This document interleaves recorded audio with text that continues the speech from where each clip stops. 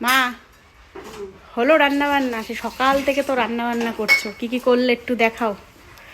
রান্না হলো আর আমাদের এখানে গাইজ রোদ উঠছে না, যার জন্য খুব ঠান্ডা, ওর জন্য আমার মা ওর জন্য মাথায় রুমাল বেঁধে রেখেছে। তো ওই যে দেখো একে একে। এই যে এটা পাবদা মাছ, ও, আর এটার মধ্যে এই যে ভাত, আর এটা যে রুই মাছের ঝোল, এটা মাছ ভাজা, তাই তো? এটা মাছ ভাজা, এটা লাল শাক, আমার অপছন্দ।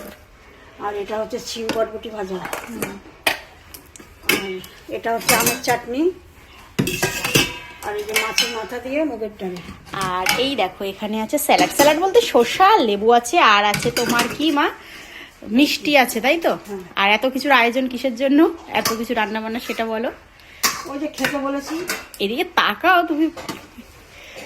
খেতে বলেছি ওই যে আমাদের বাড়ির পাশে একজনকে। হ্যাঁ, তো আমি তোমাদের ভালো করে বলি। ব্যাপারটা হলো ওই যে যেই বাড়িতে আমরা নিমন্ত্রণ খেতে গেছিলাম, সিরাদ্দ বাড়িতে, তো ওই ওনাদেরই আজকে আমাদের বাড়িতে নিমন্ত্রণ করা হয়েছে দুপুরে খাওয়ার জন্য। তো তার জন্য এত আয়োজন। আর জানো তো গাইস, আমাদের এখানে ওয়েদারটা পুরো মেঘলা, ঠিক আছে, একটু রোদ উঠছে না দুদিন ধরে। তোমাদের কাদের কাদের ওখানে এরকম ওয়েদার একটু কমেন্টে জানিও তো। আর এত ঠান্ডা পড়ছে কি বলবো। তো চলো আমাদের বাড়ির দুপুরবেলায় কী রান্নাবান্না হয়েছে তো তোমাদের দেখালাম। আর হ্যাঁ, তোমাদের কার কার বাড়িতে কী রান্নাবান্না হলো আজকে দুপুরবেলা কমেন্টে জানিও। ভিডিওটা এতটাই, টাটা।